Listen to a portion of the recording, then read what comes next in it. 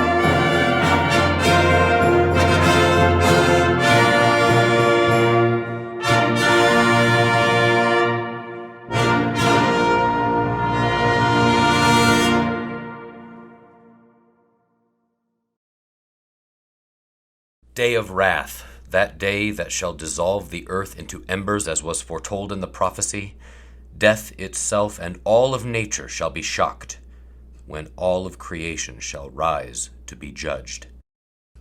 Remember me. Do not cast me out. Spare them.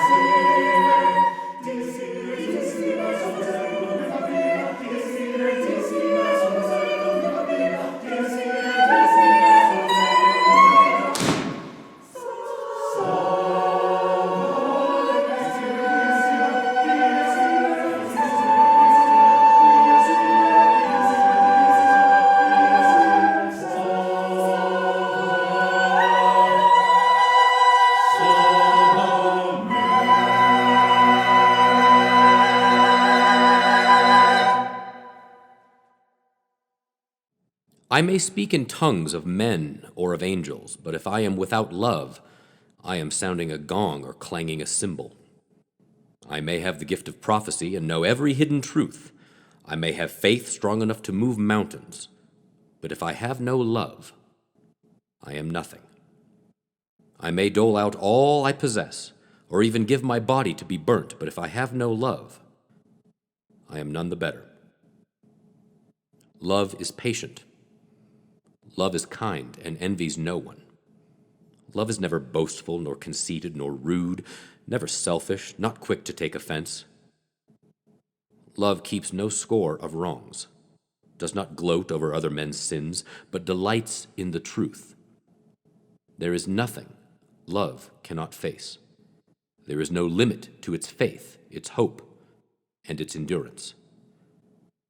Love will never come to an end. Are there prophets? Their work will be over. Are there tongues of ecstasy? They will cease. Is there knowledge?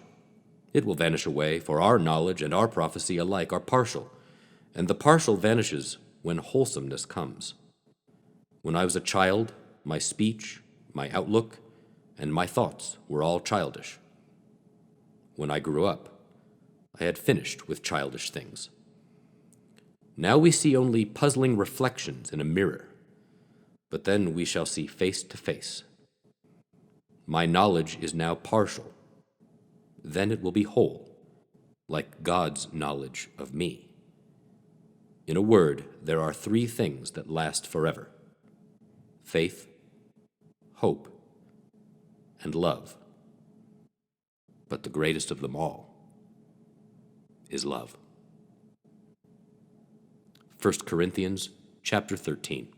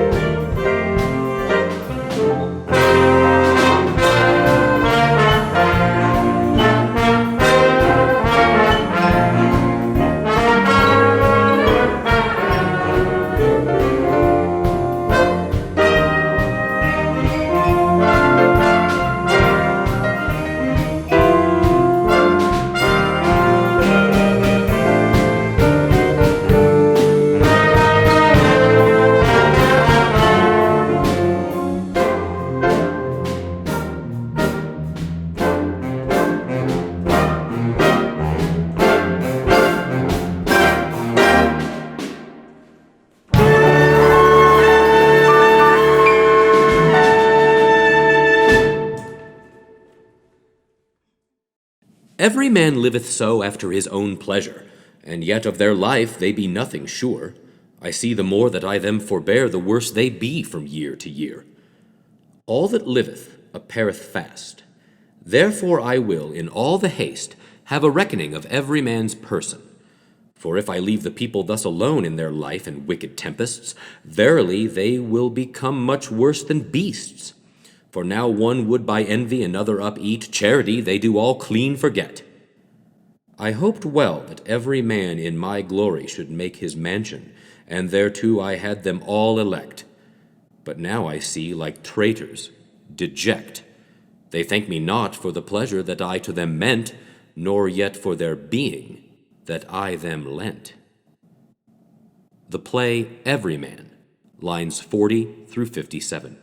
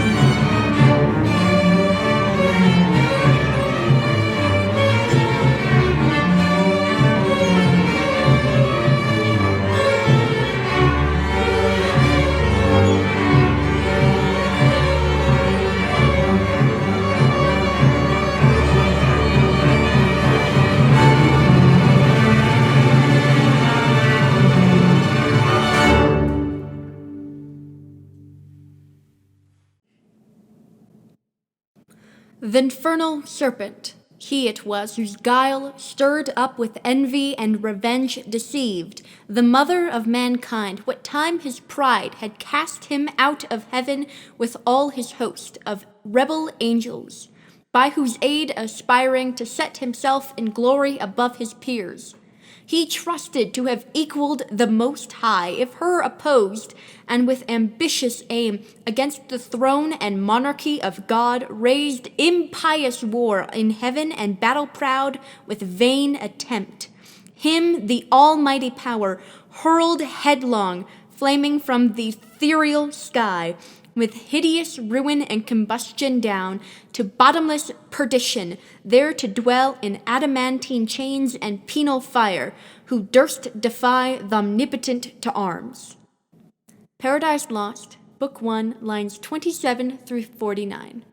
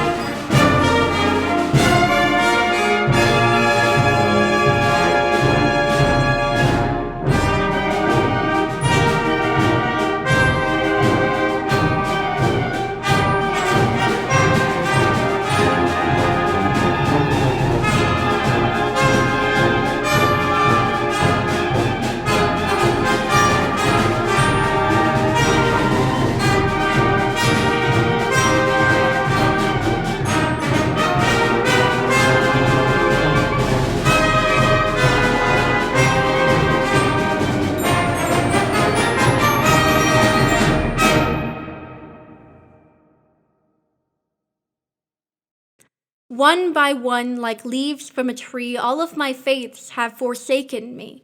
But the stars above my head burn in white and delicate red, and beneath my feet the earth brings the sturdy grass to birth.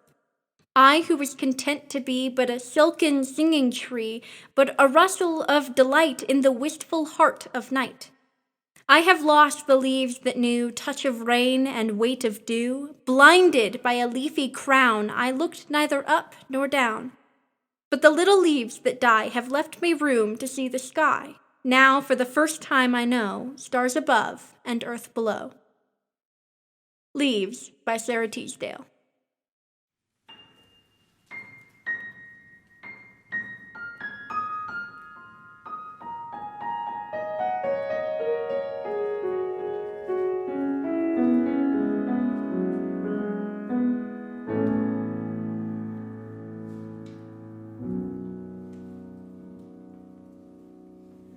From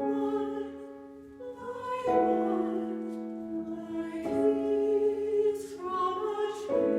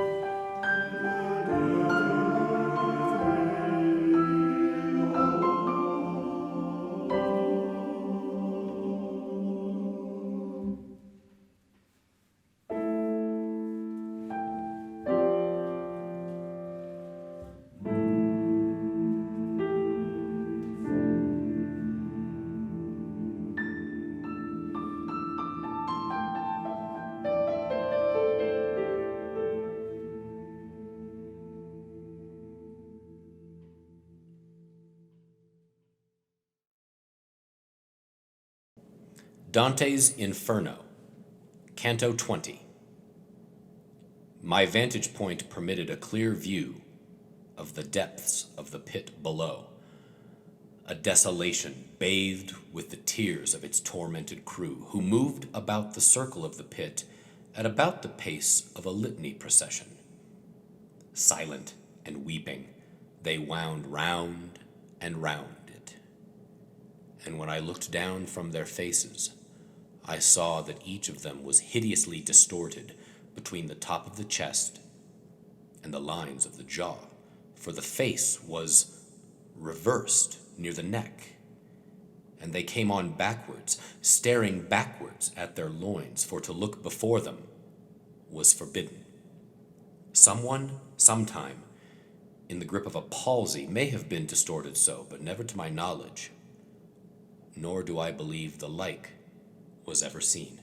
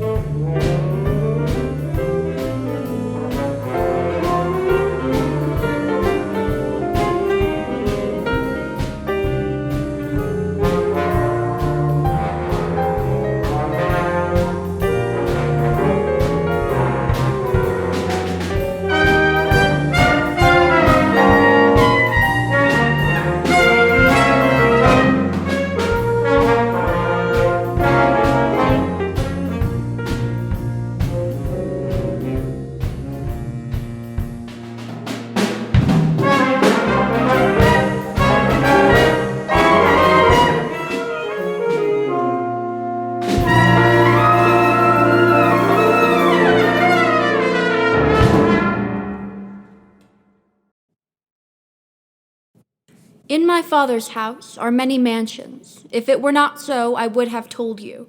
I go to prepare a place for you. And if I go and prepare a place for you, I will come again and receive you to myself, that where I am, there you may be also. John 14, verses 2 through 3. Hold me, rock me, calm and easy. Hold me, rock me, deep and wide. Hold me, rock me in your arms. Oh, I got a home on the other side.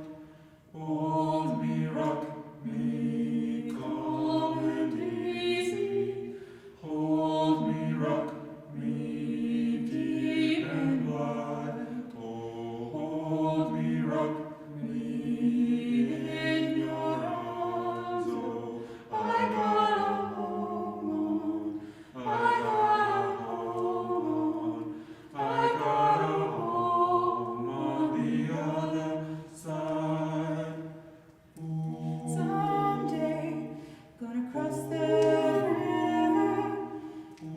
Someday, gonna set on my own. Don't know where my journey leads, but I'll keep on walking till I get home. Yes, Hold me, rock me, calm and easy. Hold me, rock me, deep and wide. Hold me, rock me in your arms.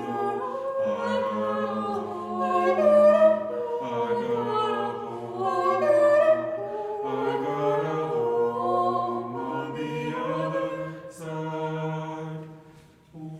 my life is a running river, flowing from the mountains to a distant sea.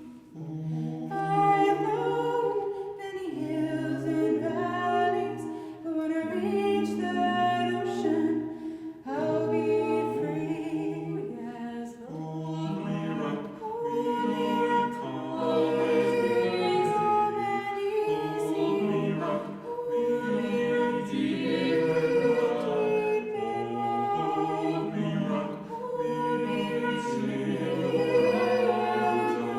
Oh, I got a home, I got a home, I got a home on the other side. I got a home, I got a home, I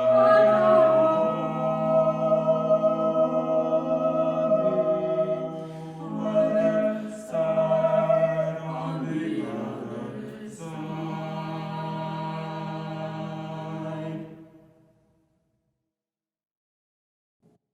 I am the way into the city of woe. I am the way to a forsaken people. I am the way into eternal sorrow. Sacred justice moved my architect. I was raised here by divine omnipotence, primordial love, and ultimate intellect. Only those elements time cannot wear were made above me, and beyond time I stand. Abandon all hope, ye who enter here. These mysteries I read cut into a stone above a gate, and turning I said, Master, what is the meaning of this harsh inscription? And he then, as initiate to novice, said, Here must you put by all division of spirit and gather your soul against cowardice. This is the place I told you to expect. Here you shall pass among the fallen people, souls who have lost the good of intellect. Dante's Inferno, Canto 3, lines 1 through 18.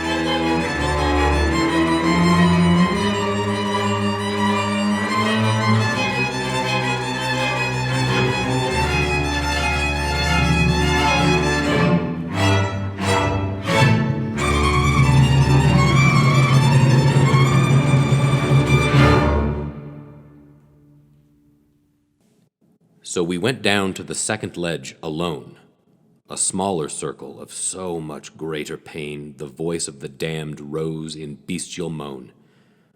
There Minos sits, grinning, grotesque and hale. He examines each lost soul as it arrives and delivers his verdict with his coiling tail. That is to say, when the ill-fated soul appears before him, it confesses all, and that grim sorter of the dark and foul decides which place in hell shall be its end, then wraps his twitching tail about himself, one coil for each degree it must descend. The soul descends and others take its place. Each crowds in its turn to judgment, each confesses, each hears its doom, and falls away through space. The Inferno, Canto 5, the second circle of hell.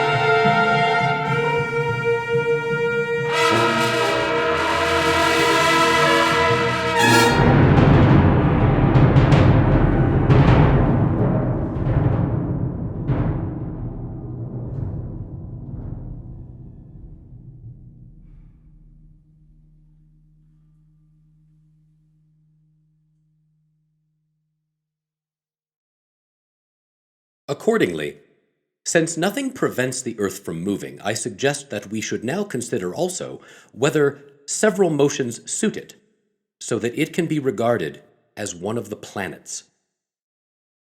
For it is not the center of all the revolutions.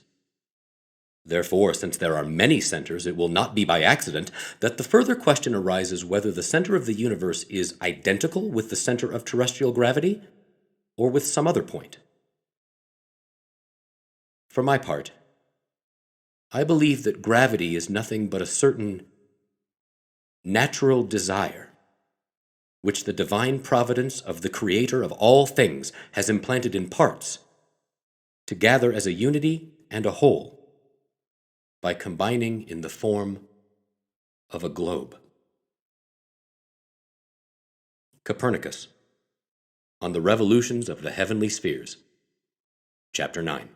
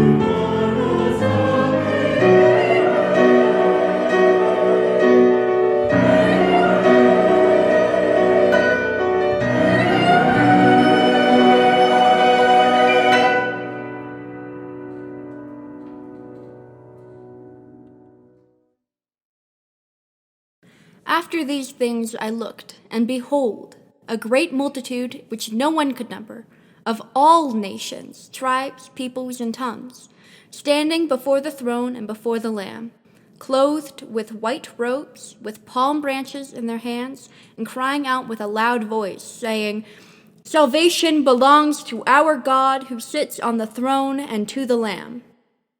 Revelation 7, verses 9 through 10.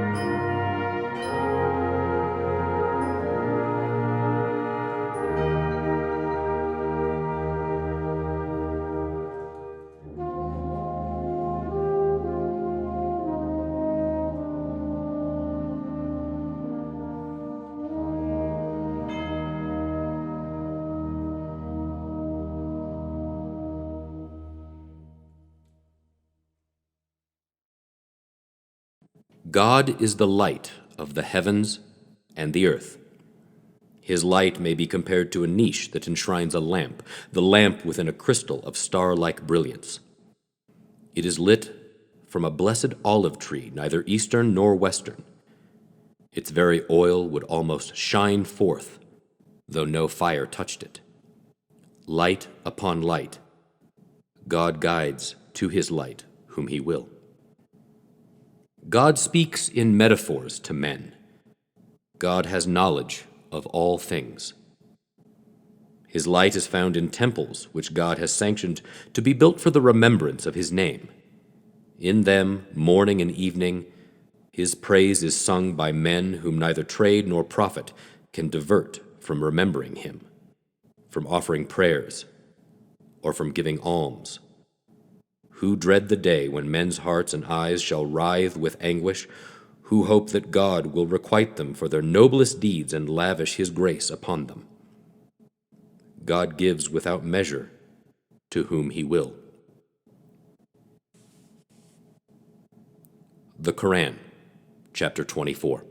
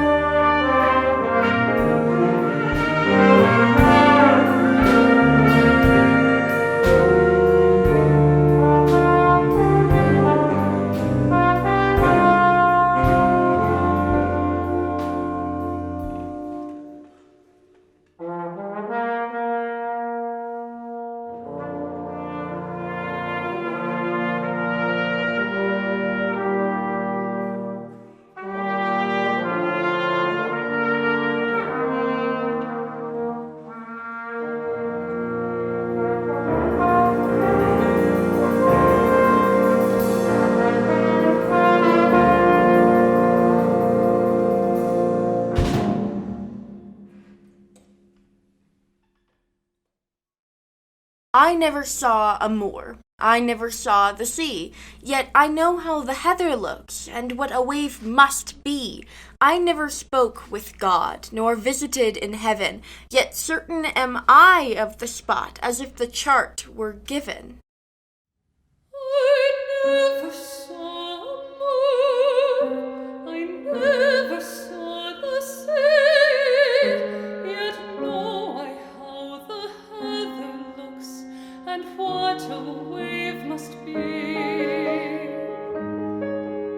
I never spoke with God, nor visited in heaven, yet certain am I of the spot, as if the chart were given.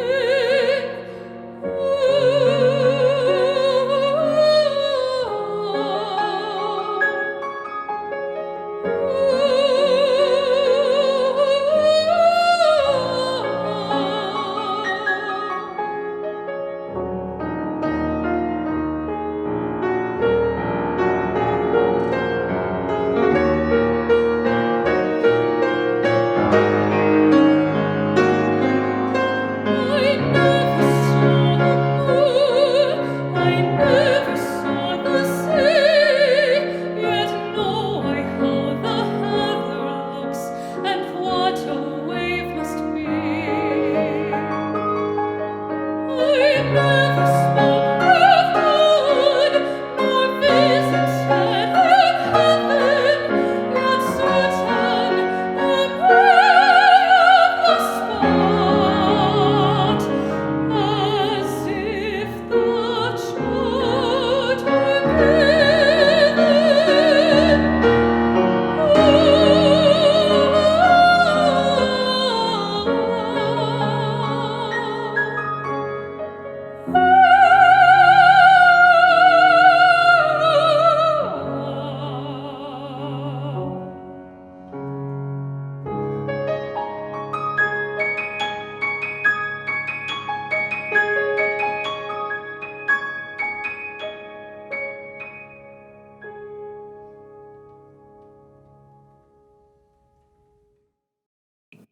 But you have come to Mount Zion, and to the city of the living God, the heavenly Jerusalem, to an innumerable company of angels, to the general assembly and church of the firstborn who are registered in heaven, to God the judge of all, to the spirits of just men made perfect.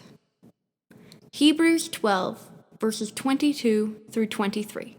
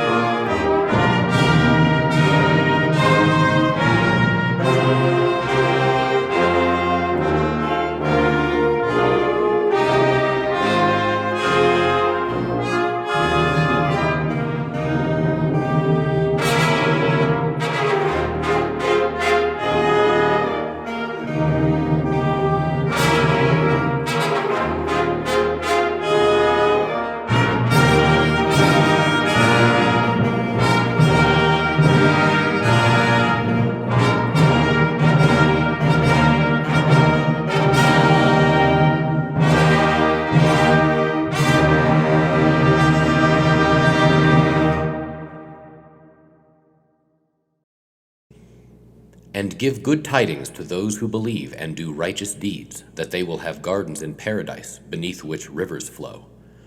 Whenever they are provided with a provision of fruit therefrom, they will say, "This is what we were provided with before," and it is given to them in likeness. The Quran, chapter 2, verse 25.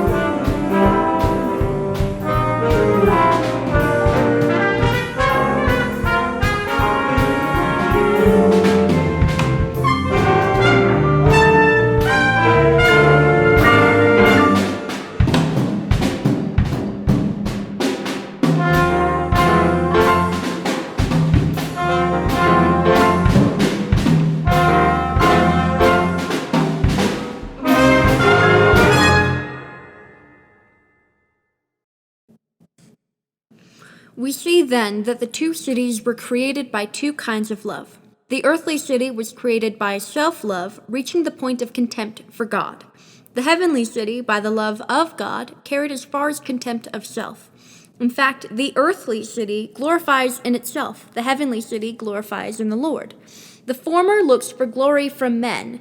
The latter finds its highest glory in God, the witness of a good conscience. The earthly lives up its head in its own glory. The heavenly city says to its God, "My glory, you lift up my head." In the former, the lust for domination lords it over its princes as over the nations it subjugates. In the other, both those put in authority and those subject to them serve one another in love, the rulers by their counsel, the subjects by obedience. The one city loves its own strength, shown in its powerful leaders. The other says to its God, "I will love you, my Lord, my strength." The City of God, Book 14, Chapter 28.